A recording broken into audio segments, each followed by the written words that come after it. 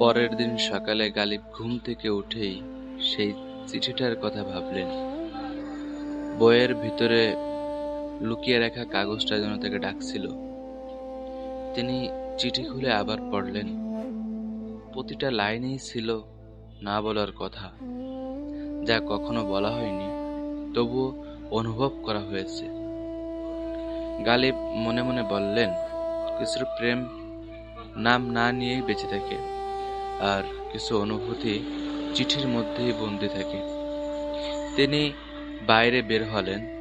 দিল্লির রাস্তায় মানুষ চলাচল করছে, কিন্তু তার ভিতরে চলছিল অন্য এক দুনিয়া।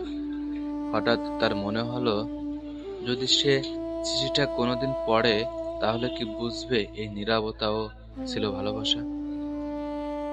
সে ভাবনা তাকে ভারী করে তুলল। ফিরে এসে তিনি কলম তুলে লিখলেন, যা বলা হয়নি সেটাই হয়তো সবচেয়ে গভীর প্রেম।